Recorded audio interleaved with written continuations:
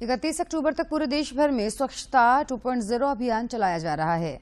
इसके तहत डीजीएमएस धनबाद ने क्या कुछ टारगेट रखा है और किस तरीके से दफ्तर को क्लीन करते हुए यहां के रिकॉर्ड को मेंटेन करने की व्यवस्था की जा रही है।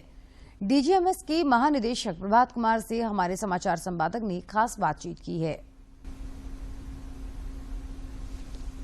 केंद्र सरकार ने स्वच्छता 2.0 कैंपेन के तहत ऑफिसेस को कुछ टारगेट दिए हैं। आज हम डीजीएमएस में हैं और उसके महानिदेशक प्रभात कुमार जी हमारे साथ हैं। सर, किस तरीके से आप लोगों ने एक टारगेट लिया है और कैसे इस पूरे प्रेमाइसेस को क्लीन कर रहे हैं और उसका क्या कुछ नतीजा निकलकर सामने आ रहा है? जो कैंपेन चलाया जा रहा है उसमें हमारे दो तरह के काम है। एक तो स्वच्छता है, प्लस जितने पेंडिंग इश्यूज है, चाहे वो हमारे मेंबर ऑफ पार्लियामेंट के रेफरेंसेज हों या पार्लियामेंट एश्योरेंसेज हो, पब्लिक ग्रीवांस है या फिर जितने पेंडिंग वर्क्स हैं उस सब को निपटाने का है। इवन हमारा रिकॉर्ड रूम ठीक करना है, डिस्पोजेबल आइटम्स को डिस्पोज करना है, स्क्रैप को डिस्पोज करना है, कंडेमनेशन करके सारा चीज़ हमारा कर देना। जितना तक हम कर सकते हैं इस एक महीने में जोर शोर से करना है। बाकी ये काम तो हम लोग साल भर करते रहते हैं।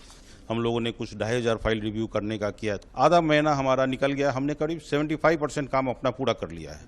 हम लोग जो टारगेट लिया है उसको एक्सीड करेंगे।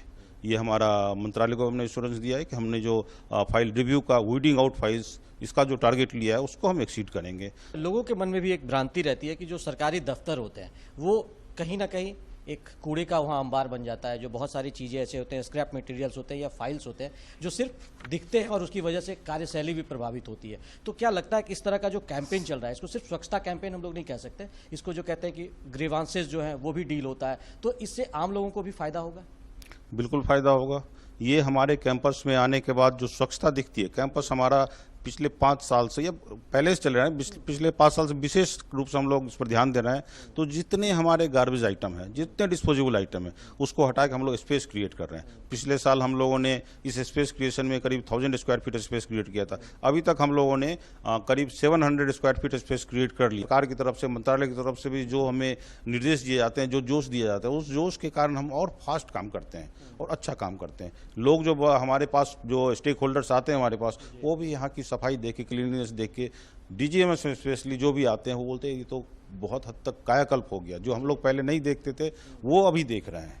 तो क्या सर, आप तो एक कंट्रोलिंग बॉडी भी हैं, तो किस तरीके से माइंस में भी इस तरह की चीज़ें इंप्लीमेंट होनी चाहिए वहाँ पे, जैसे जो वर्कर्स होते हैं, ताकि उनके लिए जो डस्ट की परेशानी या दूसरे तरह की जो परेशानी होती है वो उनसे निजात मिले, क्योंकि ये भी एक स्वच्छता का पार्ट होता है। बिल्कुल।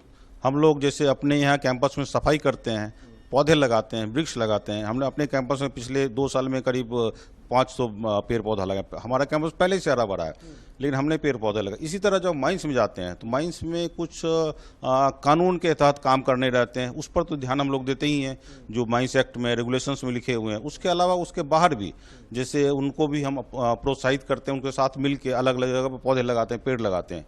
अब धनबाद क्षेत्र में देखिएगा कि आग प्रभावित एरिया है, बहुत जगह आग दिखेंगी। उस आग के जो कोयला आग पे है उसको भी हम एक्सट्रैक्शन के लिए सही तकनीक से उसको हम लोग फैसिलिटेट करते हैं।